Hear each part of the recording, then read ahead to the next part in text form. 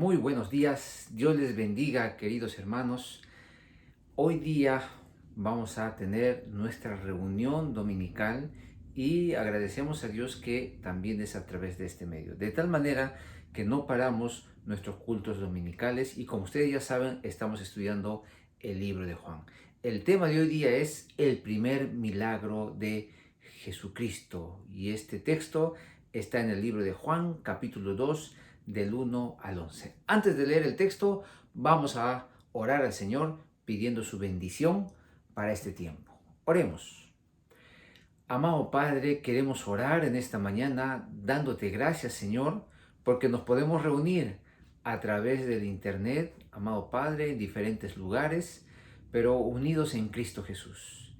Oramos, amado Padre, en esta mañana para que tú, Señor, traigas tu palabra a nuestras vidas conforme a nuestra necesidad, conforme a los planes que tú tienes, Señor, en nuestras vidas. Sigue obrando en nuestras vidas con libertad, Señor. Por eso es que nos presentamos delante de ti para pedirte, amado Padre, que quites de nuestra mente todo pensamiento y a la vez también, Señor, que nosotros estemos atentos a tu palabra, que llegue a nuestra mente, a nuestro corazón y así también lo podamos poner en práctica, amado Dios. Gracias por este momento. Oramos así, Señor, para que tú bendigas y controles todo este tiempo en Cristo Jesús.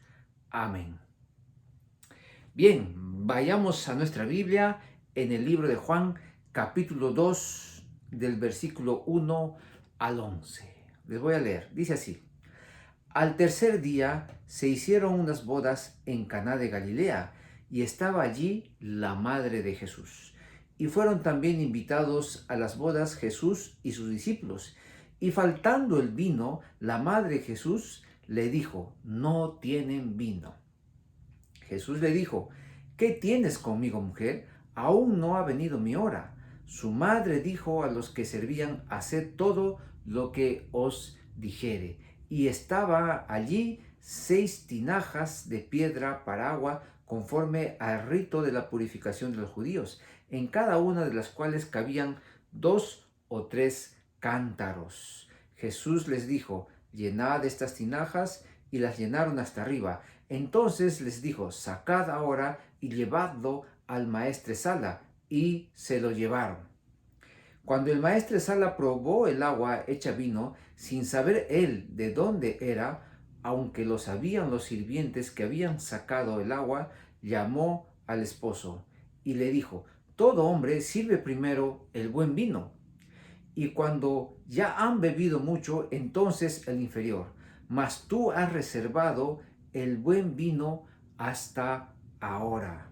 Este principio de señales hizo Jesús en Caná de Galilea y manifestó su gloria y sus discípulos creyeron en él. El tema de hoy día es el primer milagro de Jesucristo. ¿Y qué es lo que pasa? Jesucristo justamente va a una boda. Y el lugar donde era en Caná.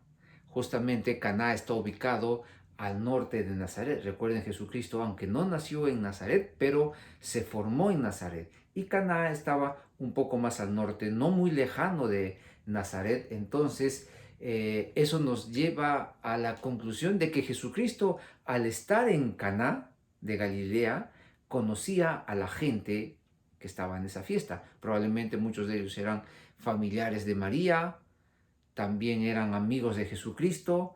Entonces Jesucristo y sus discípulos fueron invitados a esta boda en Caná. ¿Y quién no quiere ser parte de una boda? ¿Cierto? En la boda hay fiesta, también hay comida, hay alegría, encuentras a tus amigos y más todavía si un amigo o un familiar se está casando. La boda es alegría, realmente es un tiempo en el cual uno puede recordar también aquel momento en el cual se ha casado, que nos trae mucha alegría.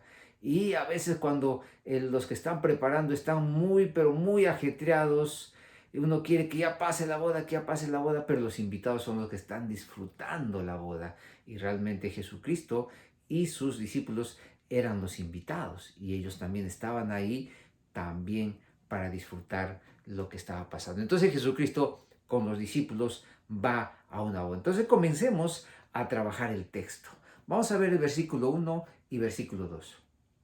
Al tercer día se hicieron unas bodas en Caná de Galilea y estaba allí la madre de Jesús. Y fueron también invitados a las bodas Jesús y sus discípulos. Entonces no solamente María fue la invitada, probablemente María era familiar de aquellos que se estaban casando, sino también Jesucristo y sus discípulos. Ahora, dice el texto, al tercer día se hicieron unas bodas en Caná de Galilea. Al tercer día, pero al tercer día tomando de referencia ¿qué? Justamente vemos en el capítulo anterior, ya lo vimos la semana pasada, que Jesucristo hizo el llamado a sus primeros discípulos.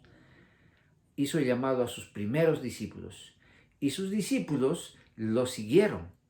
Y algunos de ellos declararon con convicción que Jesucristo era el Hijo de Dios, Jesucristo era el Rey, Jesucristo era el Mesías, Jesucristo era el prometido del Antiguo Testamento, justamente aquel profeta que estaban esperando. Entonces, pasado esto, después de 3 días, Jesucristo llegó a Caná de Galilea, justamente a la boda. Y la boda probablemente en esos tiempos, según estaba estudiando, duraba entre 7 a 14 días. No era como hoy en día en nuestra cultura. Hacemos nuestra boda en la tarde o en la noche, en la mañana, pero dura unas horas nada más. No, en la cultura judía demoraba entre 7 a 10 días y tenía sus características peculiares. Por ejemplo, ¿cómo era una boda judía? Resulta que el centro de la boda no era la novia. Bueno, no se van a molestar mucho las novias. El centro de la novia, el centro de la boda era el novio, contrario a lo que es hoy en día en nuestra cultura. Por eso es que en el libro de Apocalipsis se habla de las bodas del Cordero. Cuando la iglesia va a ir justamente a las bodas y allí va a estar el Cordero que es Jesucristo, pero se resalta la figura del novio cuando se hace una boda judía. Ahora, los hombres podían casarse a los 18 años, a partir de los 18 años para adelante, ya los hombres podían casarse. Y las mujeres a partir de los 13, 14 años, una vez que ellas ya comienzan a desarrollar físicamente, ellas también ya estaban aptas para poder casarse. Esta boda, las bodas se arreglaban entre los padres de la novia y los padres del novio. Los padres del novio tenían que pagar una dote. La dote tiene que ver con un conjunto de bienes o de dinero que los padres del novio pagaban a los padres de la novia. Y esto tenía que ver con un compromiso. Pero ¿qué compromiso puede haber entre muchachos? ¿Cierto? Porque nosotros vemos que los muchachos aún todavía son muy inmaduros. El compromiso era más que todo con los padres y los hijos asumían ese compromiso. El compromiso de estar juntos, ¿cierto? Ahora, no había tanto esto del romanticismo, del amor a primera vista, porque las bodas, los matrimonios eran arreglados. Más era el compromiso, y esto nos habla de cómo cambiaron las cosas, porque hoy en día más es el romanticismo, que tú me gustas, que te amo, amor a primera vista, ¿cierto? Pero cuando pasa todo eso, ¿qué hay? Generalmente hay un divorcio, separaciones y los hogares se destruyen. Pero en esa época las bodas judías tenían que ver más con un compromiso que hacían tanto los padres de la novia y del novio para un compromiso para que los hijos se mantengan unidos. Así es. Entonces, estas características de las bodas judías. Entonces, Jesucristo va a esta boda en Caná de Galilea. Ahora, una boda tiene que ver con una familia que se está formando y que esa familia en algún momento va a llegar a tener hijos, esa familia en algún momento va a llegar a tener nietos, casa, o sea, una boda representa el inicio de lo que más adelante puede ser una familia exitosa, cantidad de niños. También podemos pensar en la familia, en esa boda que va a formar una familia y que es el centro de la sociedad. Aunque ya no se habla mucho de esto, pero la familia que se está formando va a ser el centro de la sociedad. Cada uno viene con su forma de ser, sus creencias, cada uno con su carácter, pero la familia la boda que se está realizando nos trae esperanza, alegría, y nos comenzamos a preguntar y vienen a nuestra mente pensamientos de ahora, ¿cómo serán ellos? ¿Cómo serán sus hijos? ¿Cómo les irá? ¿Dónde vivirán? ¿Qué trabajo van a hacer? Si van a tener su negocio. Y todo eso nos lleva a imaginar cosas grandes que pueden suceder con esta boda, ya sea de jóvenes, personas más adultas, pero nos lleva a tener esperanza, nos lleva a soñar. Realmente esa es una boda, y la boda también nos lleva a pensar en una familia como el centro de la sociedad. Aunque esto se está perdiendo por las diferentes ideologías que están atacando a la familia, pero ese ataque no tiene que ver con un ataque para herir, tiene que ver con un ataque para destrozar a las familias. Y está habiendo muchos ataques. Los ataques son internos también de nosotros mismos, pero también hay ataques externos. Por ejemplo, los ataques que están queriendo destruir a la familia desde la parte interna tiene que ver con la violencia familiar. Y en esta pandemia ha habido mucha violencia familiar porque generalmente el hombre no está acostumbrado a estar todo el día en la casa, y como ahora tenía que estar obligado todo el día en la casa, se aburre con la esposa, se aburre con el hijo, se aburre con el gato, con el perro, con el loro, con todo el mundo, se aburre el hombre, y ahí comienza la violencia familiar, y eso está atacando la unión de la familia. No solamente eso, sino también la infidelidad, que eso proviene de la parte interna de la familia, ya sea del hombre o ya sea de la mujer. También hay ataques internos con una mala administración del dinero. A veces las discusiones son muy profundas entre el esposo y la esposa por la mala administración del dinero. Cuando no hay un acuerdo, no hay una reunión entre esta pareja y no llegan a un acuerdo para ver cómo se va a administrar el dinero. También hay un ataque de lo profundo de la familia, de lo interno, cuando hay vicios. Vicios del alcohol, vicios de la droga, vicios de las novelas, ahora vicios del celular, porque estás en el celular, ya no haces caso ni al esposo ni a la esposa, no haces caso ni al hijo, no haces caso a nadie, porque tienes el vicio del celular, el vicio del Facebook probablemente, pero también los hombres tienen el vicio de la pornografía. Así es. Y esos vicios están atacando a la familia, pero no para dejarla herida, sino para destruirla. Y también hay problemas de salud, problemas físicos que no son tratados, que no son hablados y que pueden afectar emocionalmente a la familia. Jesucristo asistió a una boda, y esta boda tiene que ver con una familia que se está iniciando, pero los ataques a estas familias no solamente son internos, sino también son externos. Y estos son los ataques que no están tratando de incomodar a la familia, sino están tratando de destruir, para pensar que haya separación. Estos ataques están queriendo lograr que la familia ya no sea vista como nosotros lo hemos visto, una institución formada por Jesucristo, creada por Jesucristo, porque sabía que la familia iba a formar el centro de la sociedad. En la familia se podía formar a los hijos de una manera segura, ¿cierto? Pero todo esto se está queriendo desarmar y destruir. Por ejemplo, algunos ataques externos que tenemos es con el cambio de valores que están viniendo a nosotros. Por ejemplo, el cambio de valores. Antes nosotros vivíamos comprometidos, ¿cierto? La pareja está comprometida, pero ahora se está cambiando todo esto, y lo que están diciendo es, tú puedes vivir con otra persona, pero sin compromiso. Hasta que se aburra, hasta que ya no quiera, o hasta que el otro quiera asumir un compromiso de decir, hoy me quiero casar contigo. No, entonces ahí nomás, prefiero vivir con alguien sin compromiso. Hay un cambio de valores, y esto está atacando para que la familia se desarme. No solamente eso, sino también formar una familia ya no es tan importante, porque lo que es importante ahora es la superación personal. Cada uno de nosotros quiere superarse personalmente, pero a costa de la familia.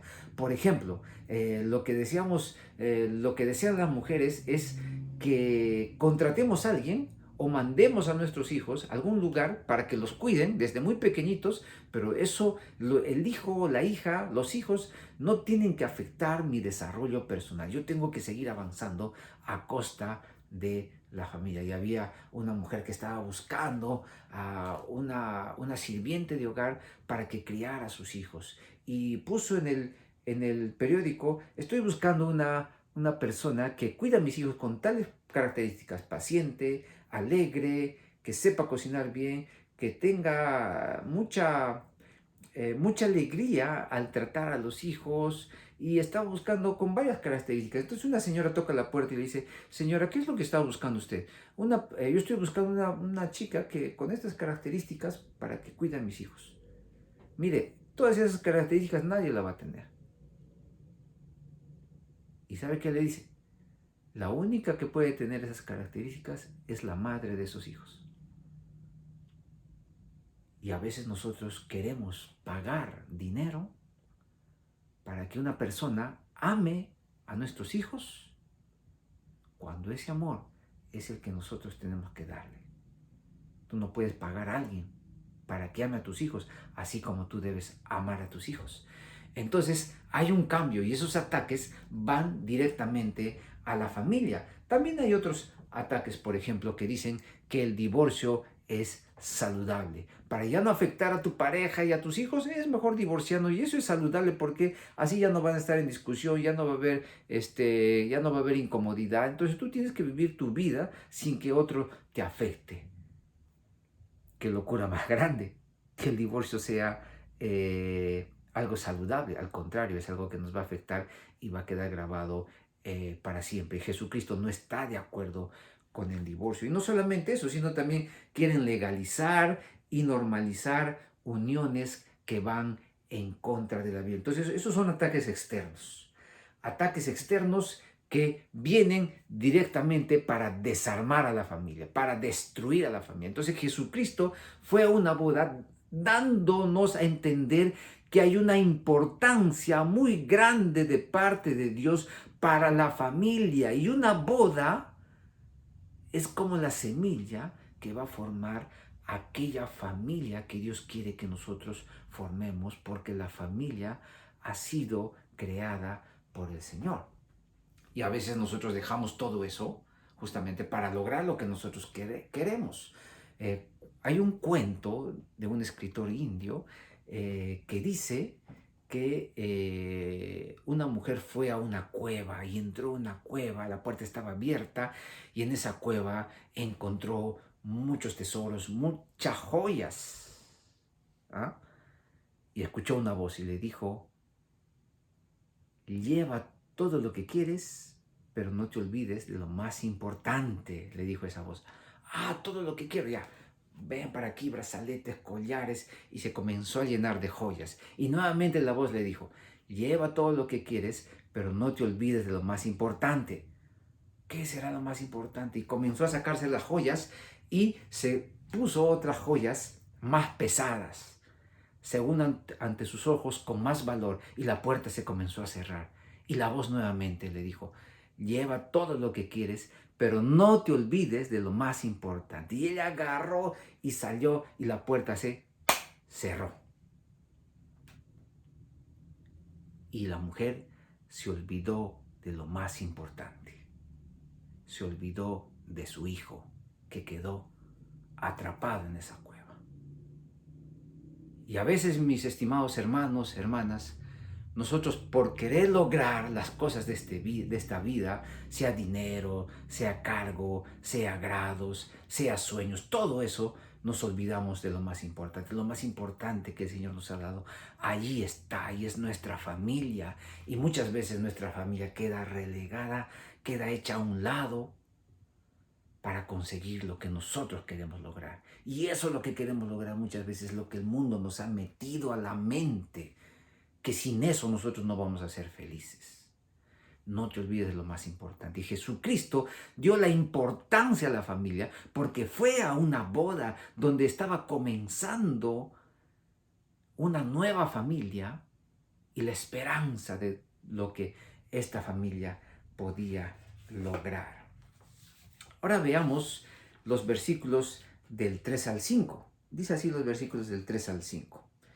Y faltando el vino, la madre de Jesús le dijo, ¿no tienen vino? Jesús le dijo, ¿qué tienes conmigo, mujer? Aún no ha venido mi hora. Su madre dijo a los que servían, haced todo lo que os dijere. Entonces la madre de Jesucristo, María, probablemente los que estaban casando eran familiares de María, entonces fue a buscar a Jesucristo porque María esperaba que Jesucristo haga algo. Pero atentos aquí porque María fue donde Jesucristo, no fue al revés. Fue donde Jesucristo justamente a decirle que el vino se acabó y como el vino, perdón, la fiesta duraba varios días y si el vino se acababa, entonces eso iba en contra de un mal testimonio del novio. Iban a hablar mal del novio. ¿Y qué pasó con el novio? No se abasteció de vino y todo eso. Y mandar a traer vino de otros lugares. ¡Wow! Y cantidad. Eso realmente iba a ser un gran problema. Entonces, María sabía eso. Jesucristo sabía eso porque eran de esa cultura. Jesucristo había crecido allí.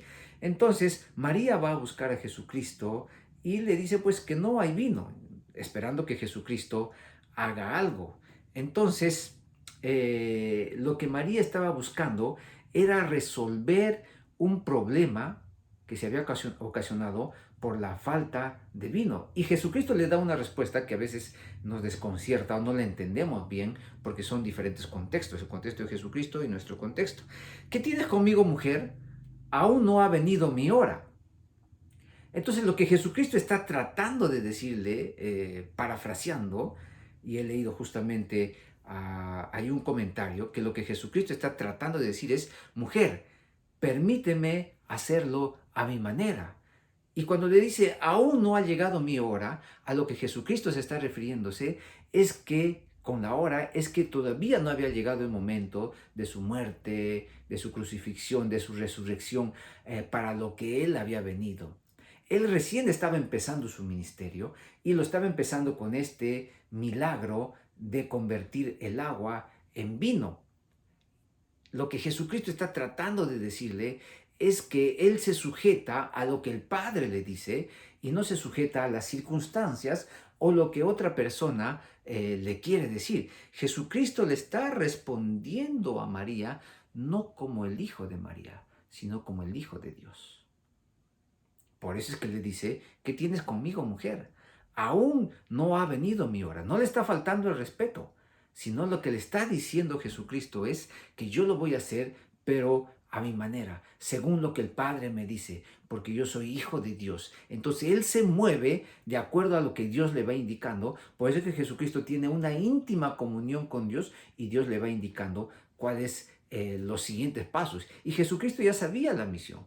No ha llegado mi hora porque aún todavía no había llegado ese momento en el cual Jesucristo tenía que entregar su cuerpo para morir en la cruz y luego resucitar. Entonces, María tenía que reconocer eso, que estaba hablando con el Hijo de Dios y no estaba hablando con su Hijo. Porque María cumplió un rol, eso es cierto. Y ese rol hay que reconocerlo.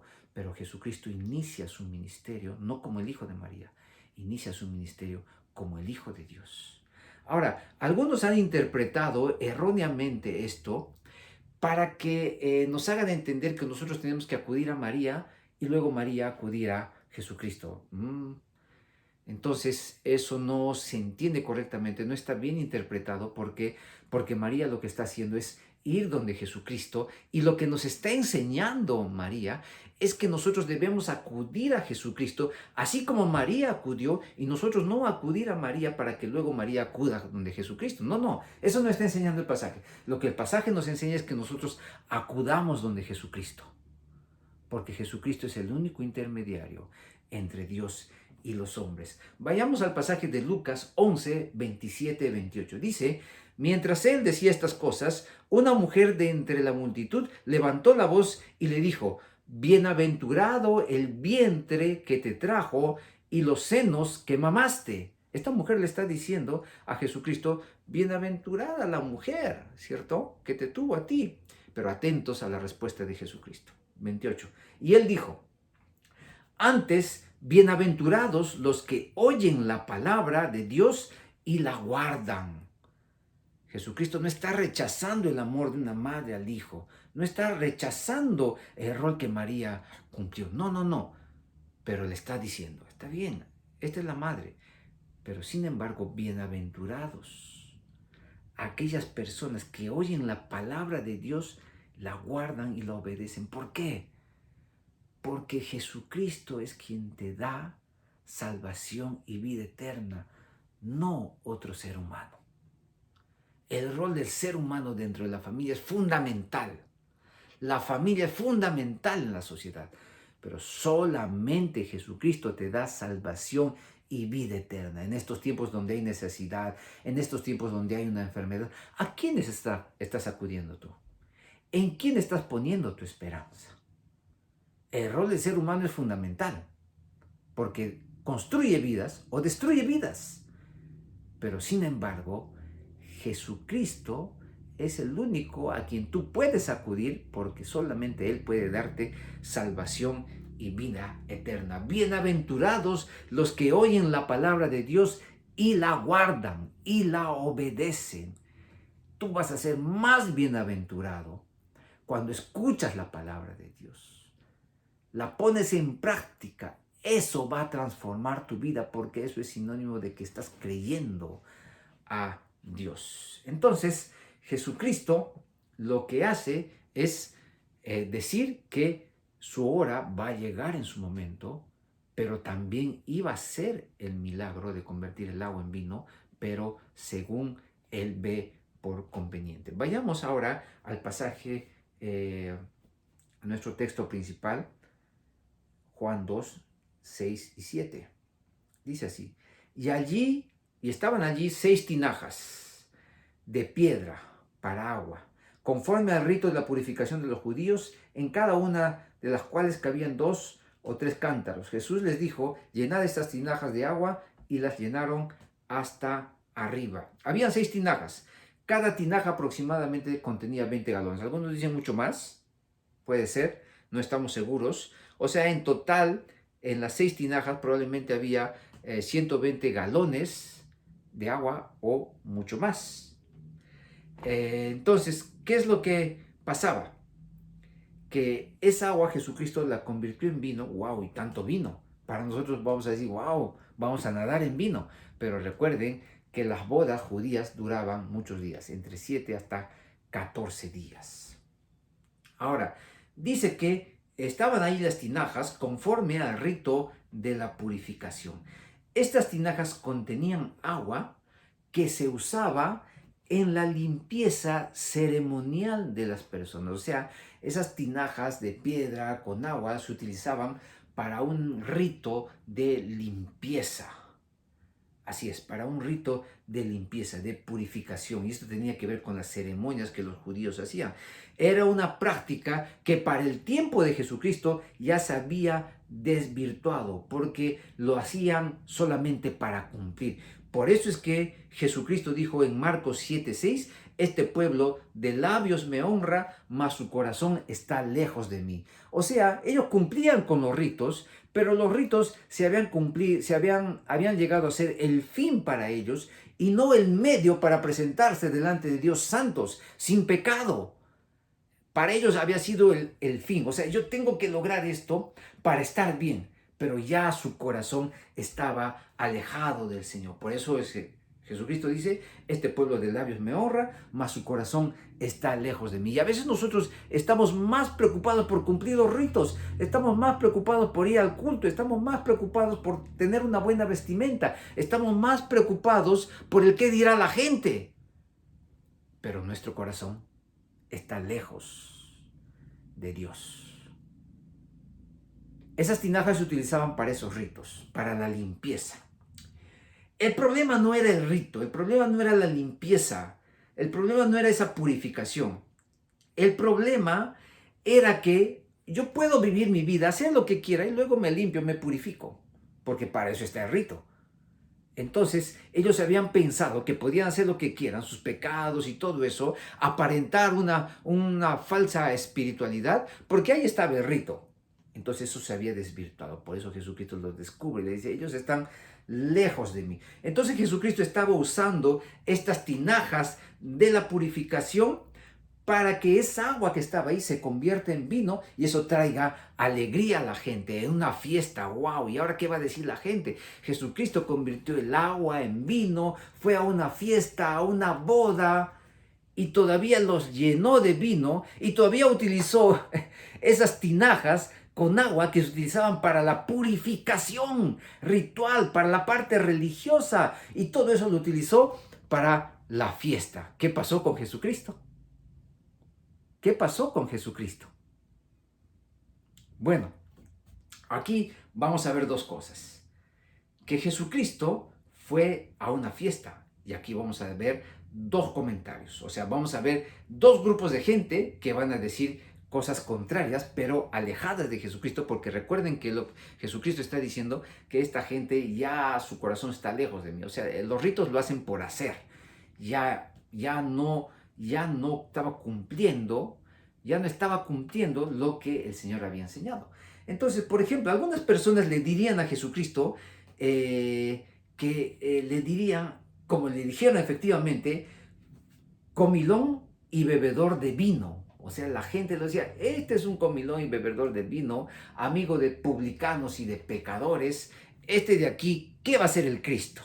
Ese tipo de gente tenía una falsa espiritualidad, porque aparentaba una santidad que no la tenían, pero su corazón estaba alejado de Dios. Entonces, si a Jesucristo lo veía en una boda, entonces este grupo de personas probablemente con una falsa espiritualidad van a criticar a Jesucristo y le van a decir, oye, ¿cómo este que se cree el Hijo de Dios va a ir a una fiesta? Todavía va a utilizar las tinajas para la purificación, para convertir en vino y dar para la gente que se divierta y todo eso. Entonces la gente critica a Jesucristo y hay mucha gente legalista y hay mucha gente que está más interesada en su apariencia, pero no está viendo a Jesucristo de manera clara, el Jesucristo de la Biblia, Jesucristo santo, puro, que puede estar en una fiesta, pero que no pierde lo que Él es, el Hijo de Dios, que no pierde lo que Él es, luz para este mundo.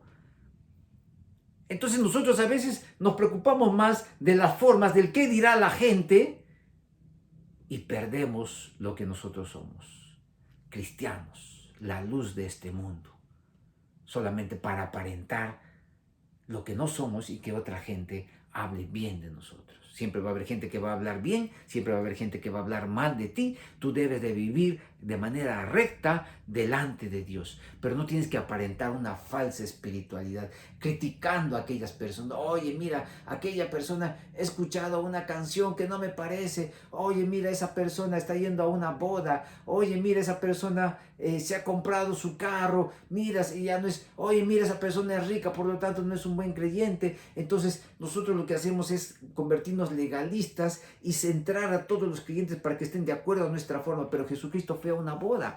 Pero no solamente este grupo de personas, hay otro grupo de personas que, por ejemplo, dicen, oye, Jesucristo fue a una boda, ¿cierto? Vayamos a una boda, vayamos a comer, vayamos a beber, que el mundo se va a acabar. Y ese es el lema de ellos. Comamos y bebamos, que mañana moriremos. Entonces toman como excusa eso para volverse borrachos, para entrar en el vino, para darse libertades que no se deben de dar, para vestirse de manera que no se deben de vestir, para hablar palabras que no tienen que hablar, para decir, por ejemplo, no, yo ya no tengo que ver, ya yo puedo escuchar por aquí mi prédica, por otro lado, echado, comiendo, no interesa, total, nadie me va a ver, ¿cierto? Se dan libertades que no se deben de dar. Jesucristo fue a una boda, pero no se dio las libertades que otros se dieron o se dan, porque Él mantuvo su santidad, se mantuvo recto delante del Señor, se mantuvo puro, porque Él fue el Hijo de Dios en esa fiesta o fuera de esa fiesta,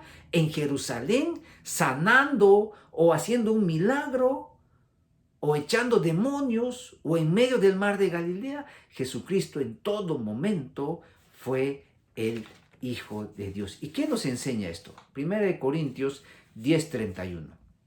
Si pues coméis y bebéis o hacéis otra cosa, hacedlo todo para la gloria de Dios. Tú tienes que tener la seguridad que hagas lo que hagas, tienes que hacerlo para la gloria de Dios. Y eso es, hay un grupo de falsos cristianos o aquellos que paran criticando a todo el mundo y dicen, no, fiesta no, y hay un legalismo, pero también hay otros que se dan libertades que no se tienen que dar. Entonces ahora, ¿dónde voy a estar yo? Allí donde Jesucristo estuvo, porque Jesucristo fue Jesucristo en todo momento. Jesucristo no dejó de ser Jesucristo para entrar a la boda. Y nosotros debemos de ser cristianos en todo momento, tener la actitud de Cristo en todo momento. Y no dejar nuestra espiritualidad en nuestra casa. Ahora, como me voy a una boda, como me voy a un 15 años, entonces ahí me puedo tomar mis cervezas, puedo hacer lo que quiero. No, en todo momento tú eres cristiano. Porque tenemos que tomar esa actitud de Jesucristo, ese ejemplo de Jesucristo. Que Jesucristo fue a una boda, pero no dejó de ser Cristo. Ahora, el ser cristiano no implica, yo voy a una boda y voy a estar en un rinconcito porque no puedo ver, no puedo ver. Vas a estar ahí. No, Jesucristo fue a la boda, participó de la boda, conversó seguramente con sus amigos, con sus amistades. Estuvo allí, convirtió el agua en vino. No convirtió el agua, no convirtió el vino en agua para que la gente tome agua en lugar de vino. Convirtió el agua en vino para que la gente tome vino y se divierta en una boda, porque eso es lo que es una boda. Es diversión, es alegría, es esperanza. Y el cristiano no debe perder eso. La alegría siendo santo, la felicidad manteniéndose puro, llegando alegre a la casa, trayendo alegría a la casa, sin dejar de ser recto delante de Dios. El cristiano tiene que ser cristiano. Hacerlo todo para la gloria de Dios en todo momento, en todo lugar, donde quiera que te encuentres tú. Vive como cristiano, vive como cristiana. No vivas de manera legalista, no vivas de manera extrovertida solamente para dar alegría a la gente. Vive como Cristo para dar realmente todo lo que nosotros podemos dar en esta vida como cristianos. Vamos a los versículos 9 y 10 de nuestro texto base. Cuando el maestresala es aquel que organiza la fiesta, ¿cierto? Porque para que sea una fiesta de varios días tiene que haber un maestresala. Probó el agua hecha vino sin saber él de dónde era, no sabía de dónde habían traído tan rápidamente vino, aunque lo sabían los sirvientes que habían sacado el agua. Llamó al esposo y le dijo, todo hombre sirve primero el buen vino, y cuando ya han bebido mucho, entonces el inferior, mas tú has reservado el buen vino al final. Y eso es lo que la mayoría hace en las fiestas, sirve lo más bonito, la comida, pero al final, para que la gente ya se vaya, lo peor, ¿cierto? O la peor música también. Pero Jesucristo guardó al final el buen vino. Pero qué interesante que el maestresala no sabía de dónde provenía el vino, pero los sirvientes sí sabían. ¿Por qué sabían? Porque los sirvientes estaban al lado de Jesucristo cuando Jesucristo hizo el milagro. No dejes de estar al lado de Jesucristo, porque los que estaban lejos de Jesucristo no vieron el milagro. Los que estuvieron cerca de Jesucristo, sirviendo, fueron los que vieron el milagro. Ahora, el agua fue hecha vino, fue convertida en vino. ¿Por qué Juan es el que escribió este evangelio, por qué Juan da tanta importancia a este milagro? Porque es el primero de los milagros, de los 7 milagros, 7 señales que Juan escribe en este evangelio. Y los otros evangelios no hablaron sobre este milagro. Ahora, lo que Juan nos quiere hacer ver no es que nosotros nos centremos en el agua vino y vamos a decir, yo también quiero que haga eso por mí, que el agua lo convierta en vino para que yo también pueda tomar vino, o para negociar el vino, ¿cierto? Muchos son negociantes. Sino el mensaje es que Jesús tiene el poder para cambiar la naturaleza de las cosas. Él cambió el agua en vino porque Él tiene ese poder. Lo que Jesucristo quiere mostrarte es que nosotros nos demos cuenta que Jesucristo solamente tiene ese poder, porque es el inicio de las 7 señales. Y cuando escuchamos la señal, cuando leemos señal en el libro de Juan, estamos hablando del propósito del milagro, no solamente del milagro, porque el milagro es el despliegue del poder de Dios que afecta el orden natural de las cosas. El despliegue del poder de Dios que afecta el orden natural de las cosas. Por ejemplo, un inválido hace el milagro y ya no es inválido. Un ciego hace que pueda ver, ¿cierto? Entonces, ese cambio solamente Jesucristo lo puede hacer. Pero la señal, Juan utiliza la palabra señal, ¿para qué? Para que nosotros veamos más allá del milagro, veamos el propósito del milagro. Y el propósito de este milagro, que aparentemente, oye, este milagro, ¿por qué está ahí de agua en vino? Y todavía la gente en una pareciera que ese milagro no debiera estar.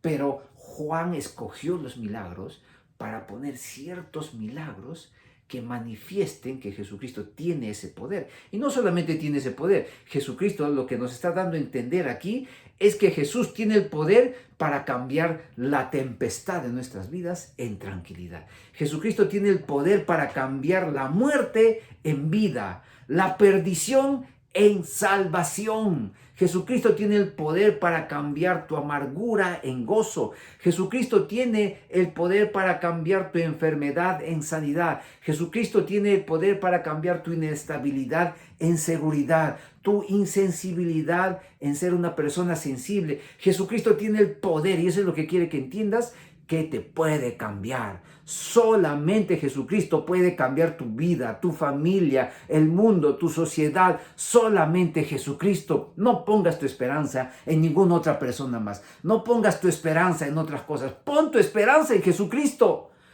Porque Jesucristo ya lo manifestó con este milagro, que Él tiene el poder de cambiar la naturaleza del agua en vino.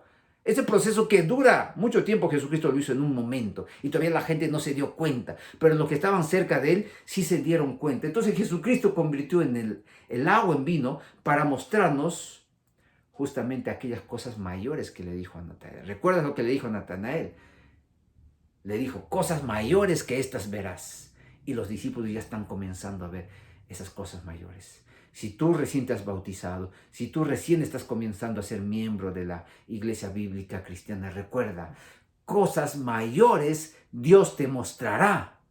Solamente asegúrate de estar junto a Jesucristo, estar junto a Él. No te separes de Él, porque allí viene la inestabilidad. Pero cuando estás junto a Jesucristo, cosas mayores todavía tú vas a ver. Para finalizar, el versículo 11 dice así: este principio de señales hizo Jesús en Caná de Galilea y manifestó su gloria y sus discípulos creyeron en él. Este principio de señales, de las 7 señales, los 7 milagros que escogió Juan para que manifiesten algo que él lo dice en el capítulo 20, versículo 31 de su evangelio, que dice así: pero estas se han escrito para que creáis que Jesús es el Cristo, el Hijo de Dios.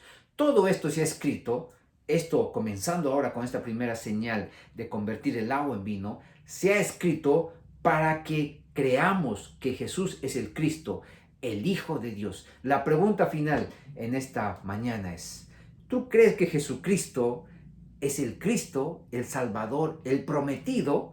¿Tú crees que Jesucristo es el Hijo de Dios? Si no crees, es necesario que lo creas.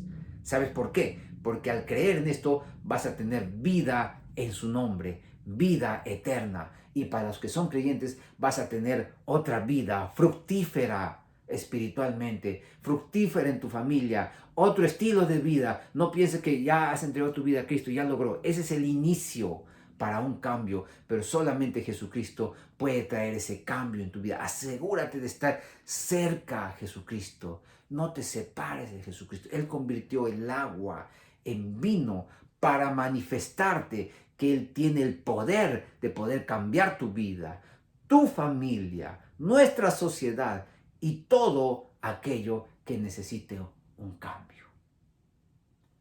Vamos a orar. Cierra tus ojos, por favor. Amado Padre, oramos, Señor, dándote gracias por esta por esta tu palabra, Señor.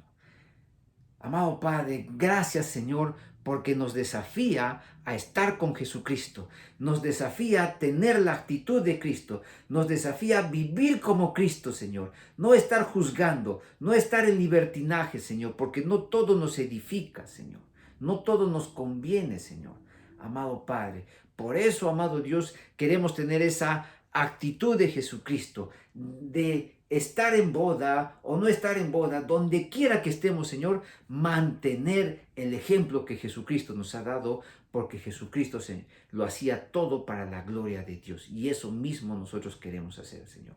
Donde quiera que estemos, mantengamos nuestra naturaleza de cristianos, hijos de Dios, porque tenemos esa naturaleza espiritual que el Señor nos ha dado. Conforme a lo que Cristo nos ha dado, salvación y vida eterna, vivamos en este mundo, Señor, para tu gloria.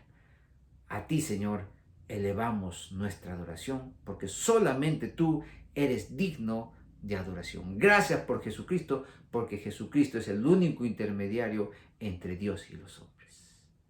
Sí, Señor. Oramos en el poderoso nombre de nuestro Señor y Salvador Jesucristo. Amén. Dios les bendiga, queridos hermanos.